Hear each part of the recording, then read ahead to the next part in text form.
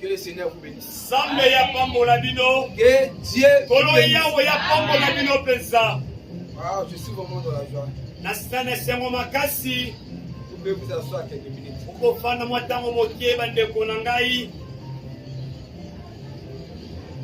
Est-ce que vous vous sentez dans la joie de la maison de l'Éternel? Amen. Que Dieu vous bénisse richement. Je suis vraiment dans la joie de me découvrir le meilleur de vous ce soir. Moi, c'est le pasteur Sam. Je viens de Congo. Ici à Kinshasa, je suis dans le voyage missionnaire. Amen. Amen. Et le pasteur m'avait donné le programme. Et pour cela, aujourd'hui, je me suis trouvé au milieu de vous. Et sentez-vous à l'aise de la maison de l'Éternel. Amen. Frère Wana m'a dit, l'église de Dieu pour c'est la maternité. Moi, j'aime pas quand je prêche, tous les gens sont tristes comme ça. Amen. Amen. L'église là où je viens de prêcher, peut-être vous êtes même nombreux. Mais ce sont des gens chauds. Amen. Amen. Frère Wana m'a dit, votre amen qui me fait prêcher. Que Dieu bénisse notre pasteur. On va donner sa chair. Que Dieu les bénisse richement pour les confiances et la considération. On va prier Dieu et puis on va courir. Conduis-moi, Seigneur. Oh Jésus, conduis-moi. Oui, chaque jour, chaque nuit, par la force du Saint-Esprit, conduis-moi, Seigneur. Oh Jésus, conduis-moi. parle-nous, Seigneur. Oh Jésus, parle-nous. Oui, chaque nuit, par la force du Saint-Esprit, parle-nous, Seigneur. Oh Jésus, parle-nous. Dieu, notre Père Céleste, que ton nom soit béni. Oh Dieu, nous a protégés depuis ce matin jusqu'à cette heure. Pendant que nous parlons, Seigneur, pendant que nous parlons, il y a beaucoup de gens qui sont morts. Il y a beaucoup de gens qui sont à l'hôpital. Oh Dieu, tu nous as donné la souffle de vie. Nous sommes vivants parmi les vivants. La chair peut être faible. Mais l'esprit est bien disposé. Parle-nous, Seigneur. Louez-moi, Seigneur. Laisse que ton onction puisse être au milieu de nous. Louez l'interprète. Louez l'église, Seigneur. Bénis notre pasteur. Bénis notre église. Bénis les gens qui sont dans le nom de Jésus. Nous les chassons. Tout esprit. Nous confesse par les esprits de lourdeur, les voyages de pensée, de la distraction, de la sorcellerie, le manque de l'onction. Au nom de Jésus, quittez ce combat. Seigneur Jésus, nous avons besoin de ta présence. Dans le nom de Jésus.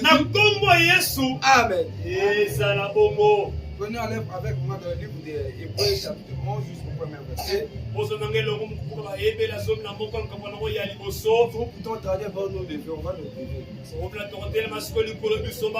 Quand on lit la parole, tout le monde s'élève. Hébreux chapitre 11 jusqu'au premier verset. Et la Bible nous dit ceci.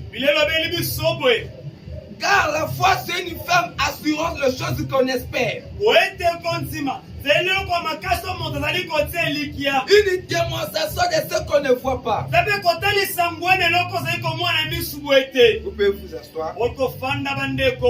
Dieu notre Père, on a lu parce que nous sommes une partie de la mort de l'école comme tout homme. Le frère Wana me dit, on peut citer des Genèse jusqu'à Apocalypse. Mais s'il n'y a pas d'apôtre, tout ça c'est en fait. Viens donner la vie au nom de Jésus. Amen. Amen. Amen. Ce sont des gens qui sont ici. Est-ce que vous êtes là? Que Dieu vous bénisse. Amen. Je ne prêche pas comme ça. Même dans l'église là-bas, mon église là-bas, j'ai dit ça. Je ne prêche pas comme ça. Moi j'aime tout le monde. Même si vous êtes sur le marché, créez une bonne attitude. C'est votre attitude qui produit des résultats. Amen. Amen. Je vais parler par un petit sujet. La foi produit des résultats. Amen. Amen. La foi produit des résultats. Et frère, on a dit ceci. Il y a deux types de la foi dans le monde que nous vivons. Il dit il y a la foi intellectuelle et la foi parfaite. Il dit la foi intellectuelle. Il dit c'est une foi de pensée humaine des gens. Il dit mais la foi parfaite. Il dit c'est la foi de Dieu. Et frère Bonhomme dit, il dit qu'est-ce que la foi? Il dit la foi c'est une personne. Il dit c'est une personne qui a la poitrine bombée. Il dit il ne recule pas devant un problème. Écoutez-moi l'église. Si le diable te tape sur le dos parce que tu n'as pas la foi. Aujourd'hui, les gens ont raté la foi. Les gens, ils viennent à l'église, mais ils n'ont pas la véritable foi. Mais je te dis ce soir, c'est la foi qui produit les résultats. Frère Mona me dit, il dit si vous avez la foi, il dit vous êtes un homme invincible. Vous êtes un armée invincible. Est-ce que je peux entendre dans la main? Amen. Je peux entendre dans la main? Amen. Il dit, la foi c'est une personne. C'est la personne de Jésus qui s'en fout. Et quand Jésus descend, il n'amène pas les échecs. Non monsieur, je n'ai jamais vu. Et Jésus a rentré dans le problème. Et puis ça voit les échecs. Non monsieur, je peux lui faire Wanam. Wanam dit ceci. De la brochure. La voix pourvue par Dieu. Voici en 1952. Wanam dit ceci. Le paragraphe 37. Wanam dit ceci. Si vous avez la foi, vous êtes un homme invincible. Amen. Amen. Si vous avez la foi, vous êtes un homme invincible. Ça c'est vrai. La foi produit toujours les résultats. Je n'ai jamais vu personne qui a la foi pour être manipulé par les diables. Jamais. Non monsieur. Très bien. Oh non. Dans notre famille, chaque fin de l'année, les gens meurent. Mais aujourd'hui, j'ai dit c'est faux. Amen. Pourquoi? Le Dieu tout-puissant, il va te donner la véritable foi. Tu dois avoir la foi. Venir à l'église de Dieu. Prêcher la parole de Dieu. Qui amène à l'église de Dieu. Mais si vous n'avez pas la foi, tout ce qu'on va prêcher ici, ça va passer sur le monde. Parce que tu n'as pas la foi. Mais la foi, c'est comme pour les échecs. La Bwana me dit, regardez, dans la piscine de Bethesda, quand l'ange descend, pour jeter de l'eau, Frère Bwana me dit, c'était la guérison qui qui était dans l'eau. Mais il y avait une personne qui a fait beaucoup des années. Mais quand l'ange descend pour agiter de l'eau, et quand la personne voulait se précipiter, il dit que non, il n'y avait pas de pied. Mais il n'y avait pas personne pour les jeter dans l'eau. Mais un jour, il a vu une personne dans la chair humaine. Il a dit, tu fais quoi ici? Il dit, j'ai fait beaucoup des années. Quand l'ange descend, les gens qui ont les pieds, ils ont dit la possibilité. Moi, tu n'as pas le pied. Alléluia. Amen. Moi, je n'ai pas le pied. Mais comment je dois faire? Il a dit, prends tes bagages, prends ton lit, et lève-toi et marche. Les guérisons n'étaient plus dans l'eau. Les guérisons étaient maintenant dans l'homme. Est-ce que je peux entendre un amen? Amen. Je peux entendre un amen? Amen. Oh mon frère, les gens doivent savoir que dans ces messages, nous savons Dieu. Notre Dieu, ce n'est pas seulement le Dieu de la Bible. Ce n'est pas seulement le Dieu de la Bible. C'est la colonne de fer guérit. La colonne de fer donne la solution. La colonne de fer, il bénit. Si vous avez la foi, tu seras une bombe atomique. Amen. Le diable ne peut pas te taper. Écoutez-moi bien. Je parle avec des précisions. Est-ce que vous entendez la main? Amen. Me dit c'est ça. Si le diable, il fait wou, toi fais wou. Ça, Je c'est peux vrai. entendre un amen. Amen. Je te dis c'est quoi? Si tu étais venu malade, le Dieu de Branham, il doit te guérir. Parce que le Dieu de Branham, quand il descend, il n'a jamais amené de Dieu. Même si tu as fait de l'année, les gens de ta famille, ils sont dit que toi, tu mourras. Je te dis au nom de Jésus, le Dieu de Branham, il est capable de couper les cercueils. Ça, c'est vrai. Vous avez la foi. Ozana konzima. La foi produit les résultats. Konzime bota kalifuti. La foi produira les résultats. Konzime kobota Amen. muma. On doit voir mener le Dieu de Branham. Domona sikonzamba Amen. Si il est le meilleur et véritable Dieu, Ozali nzambe ya solo. aujourd'hui c'est ton jour. Lelo za Amen. mokolo na yo. Dites amen quoi? Loba Amen. Aujourd'hui, Loba. aujourd'hui, Lelo c'est yo. ton jour. Eza mokolo na yo. Écoutez, Oyo je kangai. dis ceci. Aliko baboye. Peu importe la manière que vous pouvez passer, Leso yoko kikoleka. mais soyez certains de lui. Yo sala moko azali Amen. ye. Un jour, Mokolo il moko. fera un moyen pour toi. Amen. Ça, Les c'est vrai. épreuves, c'est la nourriture des chrétiens. Un véritable chrétien, tu dois être chrétien. Tu dois avoir les épreuves. Mais ce n'est pas que Dieu t'a abandonné. Non, monsieur. La foi est là. Le Dieu est là. Il est là silencieux. Il est en train de t'observer. Comment toi tu dois faire? Tu dois abandonner. Peut-être tu dois avancer. Maintenant, me dit ceci. Qu'est-ce qu'il dit? C'est pas le diable, mais c'est Dieu lui-même. Il peut permettre que la maladie vienne attaquer ta vie. Amen. Il Ça, c'est peut vrai. permettre tous les amis, tous les cahiers.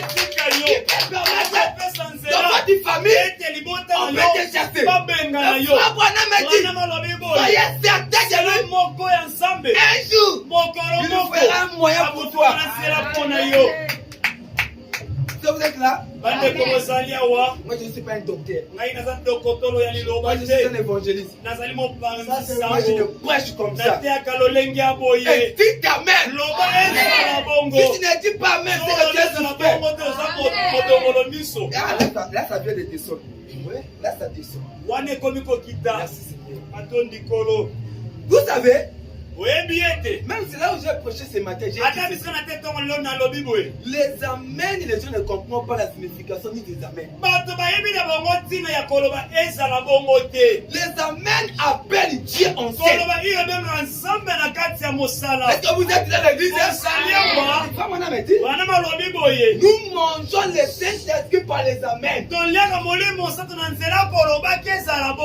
amens appellent quelque chose de surnaturel dans votre vie. La sœur Atiwat n'était pas dans la forêt ni avec le frère Branham. Non, monsieur. Mais quand frère Branham a créé le curé, dites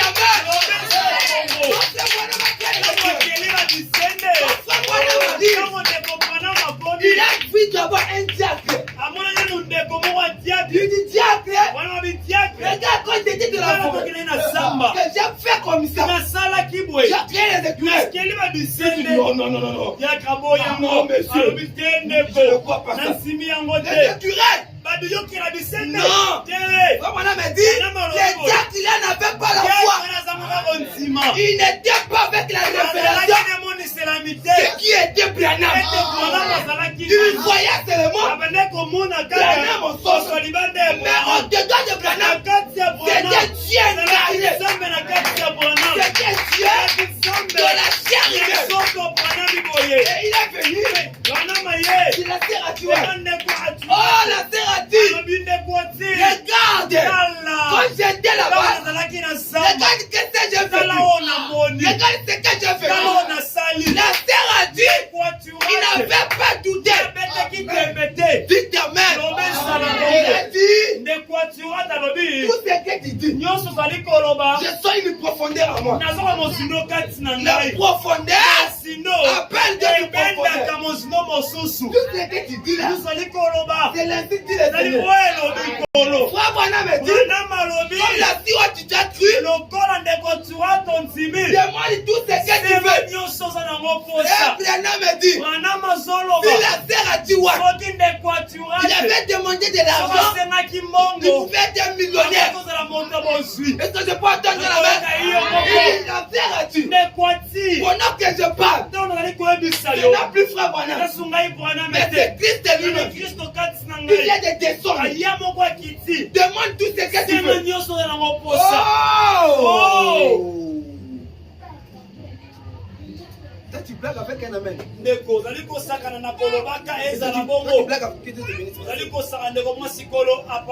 blagues avec un amen. Les amens, ils s'appellent quelque chose. Les amens, ça doit créer quelque chose. Dites-moi, amen. C'est quoi l'attitude qui conduit les résultats? Est-ce que je peux entendre un amen? La sœur a dit. Il a dit amen. Frère Branham a dit. La sœur a dit ouais. Pendant que je parle, c'est ma plus frère Branham. C'est maintenant les changements de l'esprit. Demande tout ce que tu veux. Il a regardé. Je vais demander Dieu quoi? Il a dit, je vais seulement les saluer. Tu me dis enfants. Branham me dit, vu que tu as demandé, moi Branham, je te le donne. Vous voyez? Dans la terre, tu étais connecté avec frère Branham. Frère Branham dit, si vous êtes connecté, oui, si vous êtes connecté avec l'esprit qui se trouve à la chair, il y aura quelque chose de surnaturel qui va se passer. Que je peux entendre la main. La foi produit des résultats. Oui, la foi ne tombe pas. Non, monsieur. La foi ne tombe pas. La foi ne recule pas. La foi, il avance avec toute une promesse de Dieu. Et frère Branham me dit, écoutez, toute une promesse de Dieu, c'est pour vous. Tu peux entendre la main? Tu peux entendre la main? Que Dieu te bénisse. Écoutez, la foi n'échoue pas.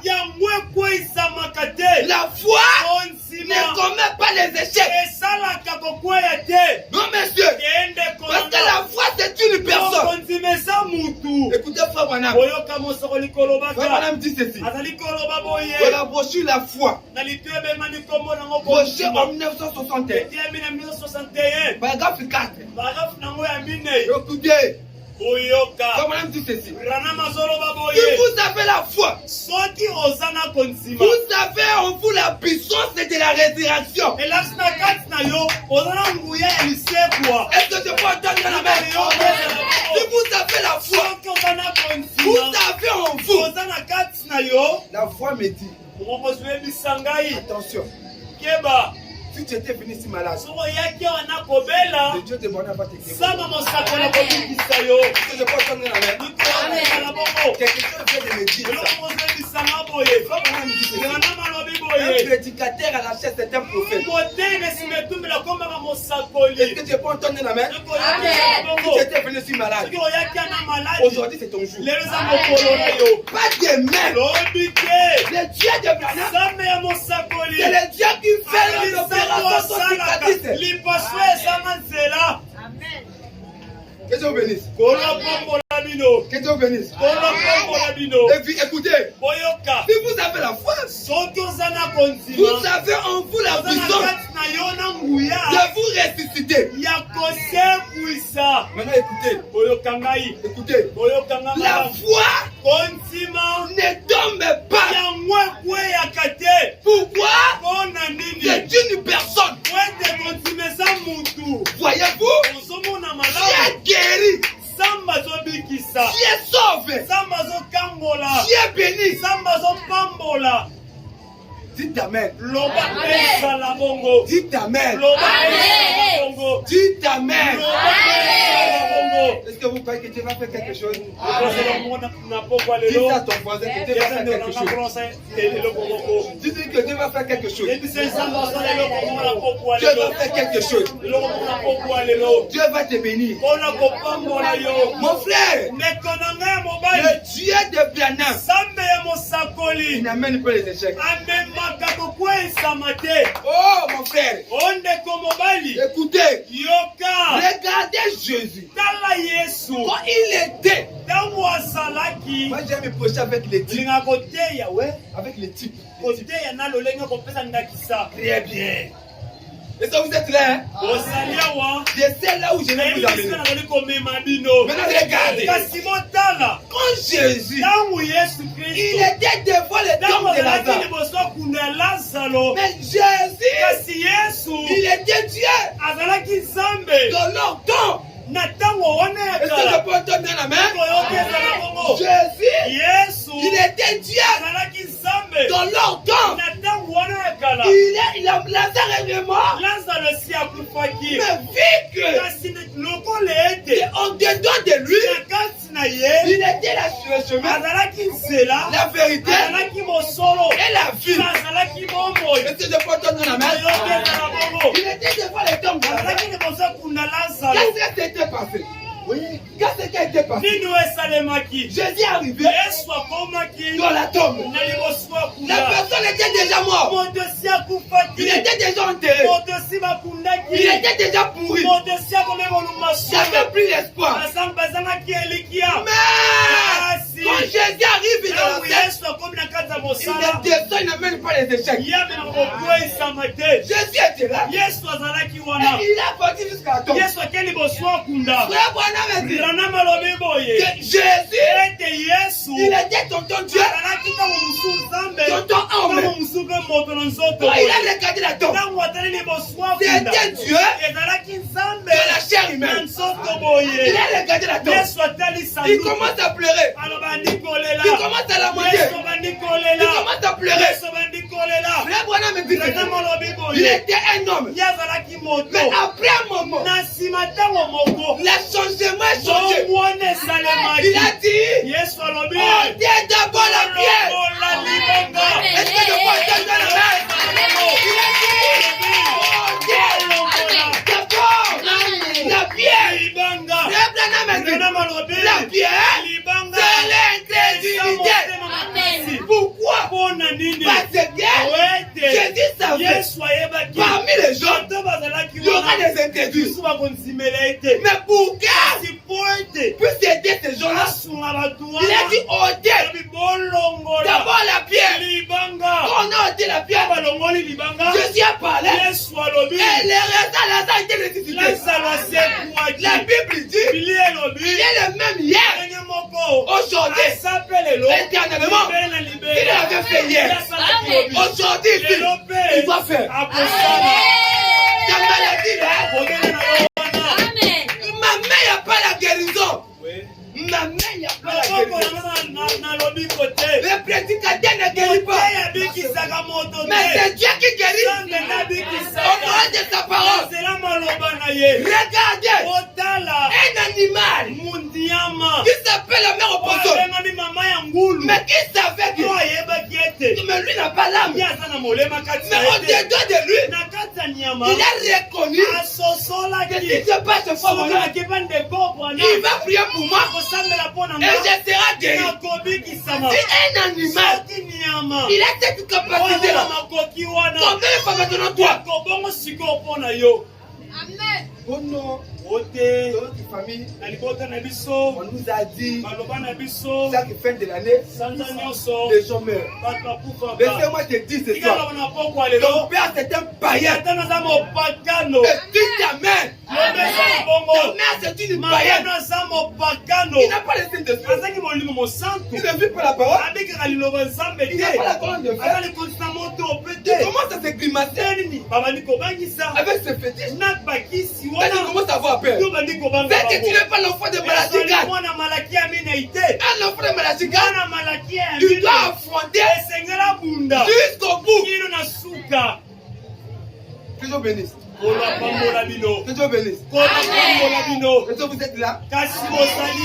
Là, je me sens tellement bien. Écoutez, le bonhomme dit ceci. Il dit, paragraphe 10. Il dit, si vous avez la foi, le diable aura peur de vous. Le diable ne craint pas votre parole. Oh, je viens à l'église, je prie dans les messages. Tout ça c'est bien. Mais le diable n'a pas peur de ça. Écoutez, le diable ne craint pas votre parole. C'est le diable craint la puissance qui accompagne votre parole. Que Dieu bénisse. Le diable se répète bien. Le diable ne craint pas votre parole. Pour chasser les démons, on n'a pas besoin de la Bible. Pour chasser les démons, on n'a pas besoin de photos. Pour chasser les démons, on ne va pas danser l'esprit. Non, monsieur. Mais pour chasser les démons, ça seulement la colonne de feu. Montre-moi la foi. Même si tu n'as pas prié. Mais le diable, il va savoir que celui-là, je ne peux pas le toucher. Que Dieu bénisse. Que Dieu vous bénisse. Est-ce que vous êtes dans l'église? Il faut avoir les bougies. Le blessure doit féticher en toi. La colonne de feu doit habiter en toi. Quand la colonne de feu habite en toi, tu n'auras pas besoin de pasteur. Oh non! On va me poser les mains. On va prier. On va acheter des bougies. On va acheter des chapelets. Notre Dieu guérit dans les bougies. Dis ta mère. Notre Dieu, il guérit dans les bougies. Oh non. Écoutez. Écoutez. Vous avez la foi.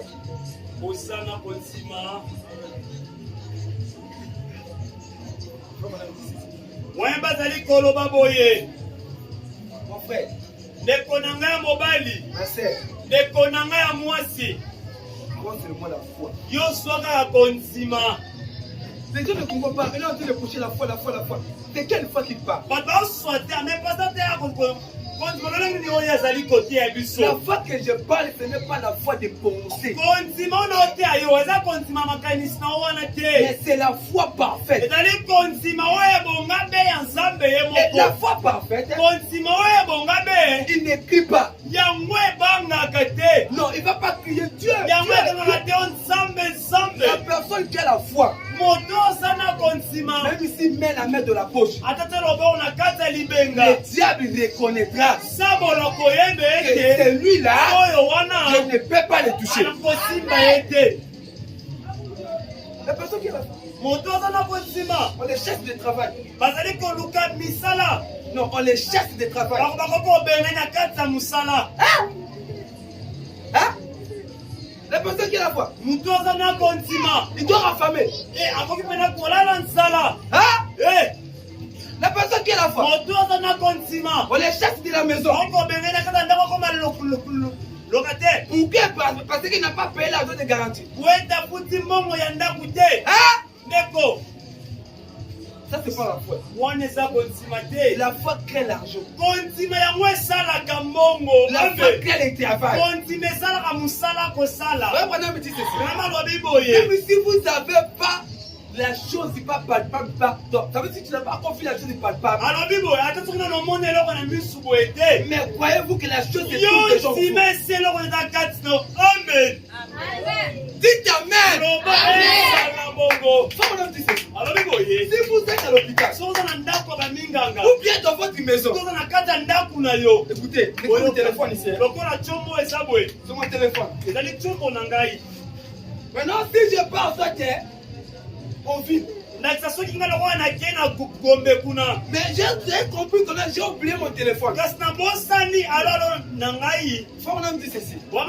Il dit, si vous avez la foi, tu es capable de prier Dieu et ton téléphone puisse rentrer dans votre poche. Amen. La foi, c'est un organe de mystique. Nous sommes des mystiques. La personne qui a la foi, les sorciers, ton père du quartier, il vient ton fouteur. Toi qui a la foi, jamais. La personne qui a la foi, même s'il dort, sans prier, la colonne de feu est toujours là. Elle dit Amen. Même s'il marche, sans prier, l'ange de l'Éternel est toujours là. Même si partout il est là. Même au travail, même au marché, la colonne de feu est toujours là. Frère Branham dit, pour toutes ces messages sera prochain, le même mélange, il sera là. Et non, je n'ai pas une question, il fait quoi? Il donne les maladies. Il donne les enfants. Il guérit les gens. Il donne les mariages. Dites Amen. Il coupe les liens de la famille. Oh non. Même si les attaques que tu te trouves là, ça vient dans votre famille au village. Mais je te dis la vérité. Aujourd'hui c'est ton jour. Le Dieu de Bona va couper les liens. La Bible dit,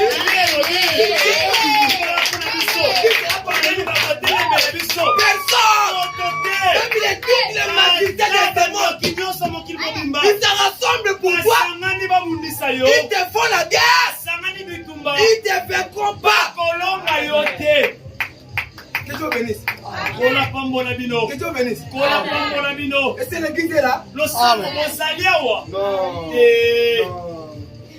Mais qu'est-ce qui se passe? Écoutez. Je vais vous dire quelque chose. Il dit, nous devons même brocher la foi. Écoutez. Il dit ceci. Paragraphe 15. L'ancien prophète dit ceci. vous avez la foi, même si tu n'as pas parlé, mais la foi est disposée. Voyez-vous, la foi ne tombe pas. La foi ne commet pas les échecs. Voyez-vous, si vous avez la foi, même si tu n'as pas crié, même si tu n'as pas pleuré, mais le diable sera loin de vous. Que Dieu bénisse. Que Dieu bénisse. Écoutez, le Dieu de Bernard, ce n'est pas le Dieu des catholiques. Vous savez là-bas aux catholiques, oh non, la maladie là, les chapelets rouges, c'est le signe de combat. Vous chassez les démons, on n'a pas besoin de bougies. Non, monsieur. Vous chassez les démons, on n'a pas besoin de la Bible. Il y a même des sœurs ici qui dorment avec la Bible. Pour que le diable ne vienne pas. Le diable reviendra. Dites Amen. Oh, je dors. Pour que le diable ne vienne pas. Qui t'a dit que le diable fait ça? D'ailleurs, les diables utilisent aussi la Bible. Ils prêchent aussi même la parole. Mais le Dieu de la Bible doit quitter la Bible. Il doit féticher en toi.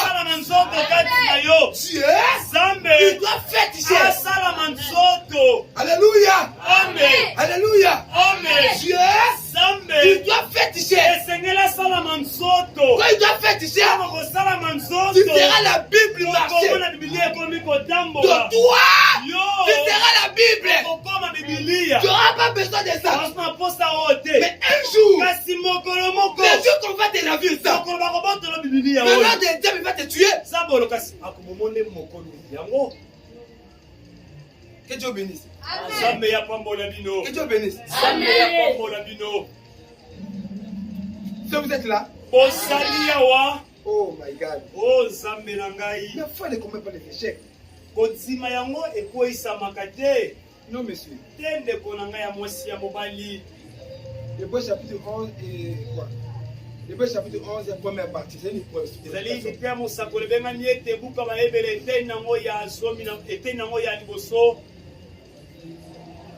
En 1964. Était en 1964. Paragraphe 28. Écoutez maintenant. Frère Branham dit. On dit Frère Branham dit, vous venez de Frère Branham dit. Écoutez. Écoutez. Il dit ceci. Regardez Abraham. Il a passé 25 ans des épreuves. Écoutez maintenant. Il croyait que Dieu va lui donner un fils. La foi d'Abraham n'avait pas baissé. N'avait pas baissé. Non, monsieur. Abraham croyait que Dieu va lui donner un fils. Abraham me dit ceci. Abraham partait même à l'hôpital pour demander, pour consulter même sa femme. Consultez d'abord ma femme. On le consulte là-bas. Il n'y a pas la solution. Mais foi, Abraham me dit, Abraham ne croyait pas ce que les gens voient. Non, monsieur. Mais Abraham, il croyait à l'invisible de Dieu. Abraham, il croyait à tout ce que Dieu a dit. La foi d'Abraham n'avait pas baissé. Abraham Oh non! Ote. Je suis déjà vieux. Komi mobangé. Je ne peux plus concevoir. Ça, c'est toi qui as dit. Mais Dieu n'a pas dit. Frère, voilà, me dit ceci. Aussi longtemps que Dieu n'avait pas dit. Abraham, il croyait que Dieu va le donner fils. La foi d'Abraham, il croyait à l'invisible. La foi ne croit pas ce que les hommes voient. Non, monsieur. La foi, il croit à l'invisible. C'est pour cela, la personne qui a la foi, il vit par des mondes. Il dit, on est conçu comme ça. Il n'y a pas d'enfant. On a dit, mais le papa est fou.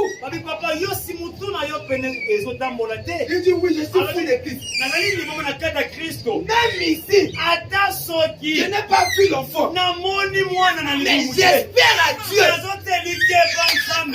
Oh my, alléluia. J'espère à Dieu qu'un jour, il va me répondre. Même si vous me dites que je suis fou, oui monsieur, la foi rend fou. Oui, oui monsieur, la foi rend fou. La foi rend fou, Ça veut dire que ça donne fou, ça donne la folie. La foi, ça donne la personne la folie. Parce que toi tu ne vis pas par le monde là. Regardez fois Branham. Il y avait une personne. Ah oui. Il y avait une personne. Il était un aveugle. Et fois Branham a prié. Il a constaté que quand il est retourné, il est resté toujours aveugle. Il ne voyait pas. Écoutez, il a retiré à chaque fois Branham. Il dit, ah, un prophète, il a prié pour moi. Mais j'ai retourné encore un aveugle. Je vais encore retourner. Je vais retourner chez lui. Pour qu'il va prier encore pour moi. Il vient. Il a commencé à expliquer pour Branham.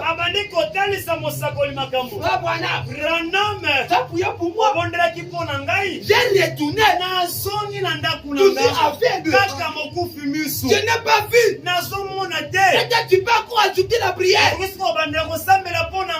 Branham me dit non. J'ai déjà prié. Et t'as quoi seulement? Que Dieu t'a déjà guéri. Que Dieu vous bénisse. Il dit croyez que Dieu il va te guérir. Maintenant, vu que je ne peux plus prier, mais toi maintenant, va témoigner au monde entier que Dieu t'a déjà guéri. Mais pendant ce temps que la personne en question, il était toujours un aveugle.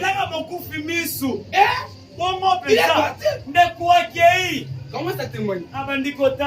Dieu m'a guéri. Dieu m'a guéri. Dieu m'a guéri.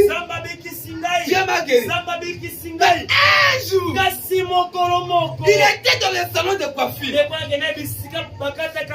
est en train de le coiffer. Mais c'est la personne qui est en train de coiffer cette personne. Il commence à manquer de lui. Il dit, ah, nous avons écouté que toi, qui es parti là-bas, ta disons le prophète, il a prié pour toi. Mais Dieu retourne toujours avec. Mais dis-moi maintenant, si réellement tu as vu, mais moi j'ai porté la vie de quelle couleur? Il a dit même ici. Alléluia. Amen. Que Dieu vous bénisse. Il dit même ici. Je n'ai pas vu pas la guérison comme ça. Et je crois que Dieu a déjà guéri. Et je crois dans la prière de son serviteur. Il a déjà prié. Et je crois que Dieu m'a déjà guéri. Est-ce que je peux entendre la main?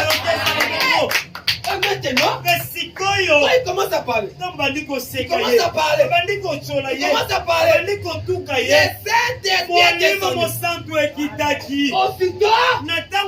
il a sorti l'onction.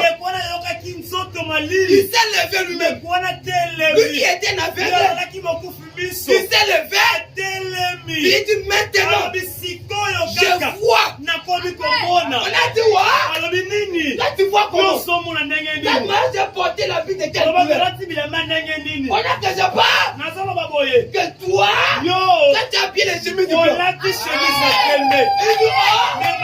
Qu'est-ce qui se passe? Il dit je vais encore te dire. Toi, vous avez porté une petite noire. Il dit qu'est-ce qui se passe? Il dit à toi encore. Toi, vous avez porté les quêtes blancs. Et là maintenant, je crois que Dieu t'a guéri. Oh mon frère, témoignez toujours les bonnes choses dans votre vie. Et Dieu pourvoira. Que Dieu bénisse. Que Dieu bénisse. Si vous êtes là à l'église,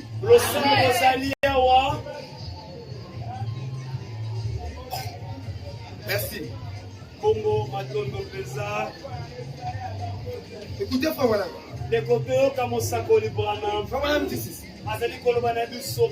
Il dit ceci. Abraham, il ne regardait pas de lamentation des gens. Mais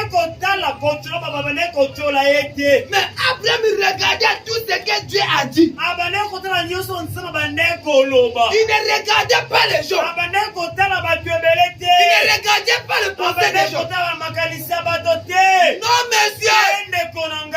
Abraham, il regardait tout ce que Dieu a dit. Maintenant, un jour, Abraham, il regarde comme ça. Trois personnes. Ils sont en train de passer. Maintenant, il dit oh, non, ça c'est qui? Ah non, ça c'est Dieu. Frère Branham a dit c'était Dieu dans la chair humaine. Est-ce que je peux entendre la main? Est-ce que je peux entendre la main? Abraham a donné à manger. Il a mangé. Il était rassasié. Il a dit, depuis que je suis ici, je n'ai pas écouté par le cri d'un enfant. Il dit, si tu savais, j'ai fait beaucoup des années, je n'ai pas les enfants. Alléluia. Il a dit, moi, je vais te donner les enfants. Sarah là-bas, il s'est douté. Mais le frère Branham dit, l'histoire aujourd'hui se répète aujourd'hui. Frère Branham dit, celui qui était au gauche, c'était Oral Robert. Celui qui était dans le milieu, c'était Billy Graham. Celui qui était dans le droite, c'était Billy Graham. Celui qui était au milieu, c'était la parole faite chair. Que je peux entendre rien avant. Oh mon frère, tu es guéri, tu es sauvé. Même le Saint-Esprit, c'est facile à recevoir. Le médecin ne guérit pas. Laisse-moi te dire, le maman Bikoudi ne guérit pas. Le féticheur ne guérit pas. Non, le magicien ne guérit pas. Oh non, les chefs coutumiers là-bas, lui il guérit. On te mord là-bas, il n'y a pas la guérison. Parce que quand il va te dire la maladie là, pour que la guérison puisse y rentrer, pour que tu puisses te donner l'argent. Mais chez Dieu, sans argent, sans rien payer, La guérison, c'est gratuit. Que Dieu vous bénisse. Que Dieu vous bénisse.